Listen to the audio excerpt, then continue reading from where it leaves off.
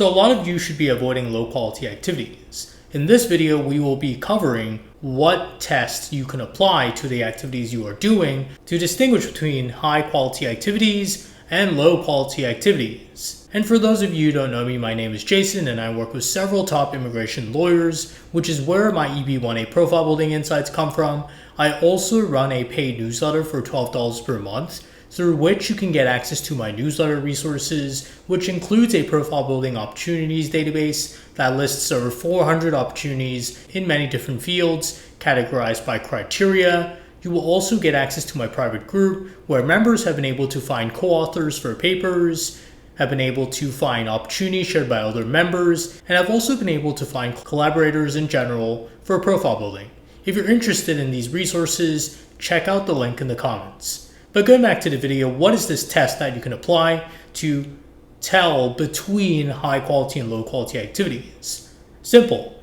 Go to a colleague who you see as a top expert in your field and ask him if what you're doing shows that you are also a top expert in your field. There are some activities that just don't really seem to show any evidence of expertise. I mean, you're being positioned alongside other top experts, but then it's not really clear what you're doing as part of the activity, in which case your colleague would probably see it as a low quality activity.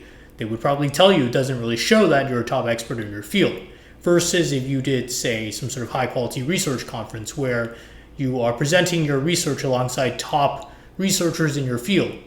If you're able to explain how this research conference showcases your expertise, perhaps your colleague would then see it as something that indicates that you've risen to the top of your field.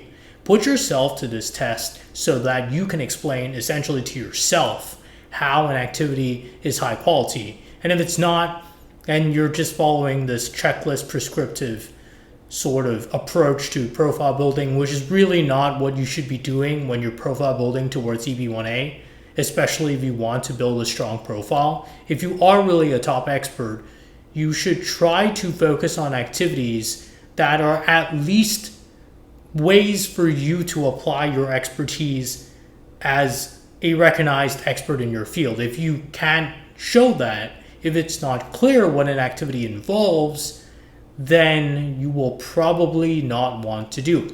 And same goes for activities that do not really involve applying your expertise at the very highest levels. It could be, for example, going to judge student hackathons. I'm not saying that you shouldn't do these events as a way to meet more top professionals in your field or even meet professors. I'm just saying that these kinds of activities are probably not going to be indicative of your high level of expertise in your field. So that's just the distinction you want to know, especially when you are working towards the final stages of your profile, where you are trying to present as strong of a profile as possible, in which case you should completely avoid activities that don't really help with the final merits of your profile, unless you somehow have not been able to meet 3 criteria even after months of profile building. If you're in that situation, of course, just go for as many activities as possible that help you meet at least 3 criteria. But if you're not in that position, then you should be really strengthening final merits. You should be focusing on the final merits of your profile, and that comes down to doing activities that your colleagues who are top experts in your field would recognize as indicative of your expertise. This is the kind of test you will want to be applying to tell the difference between high quality and low quality EB-1A profile building opportunities.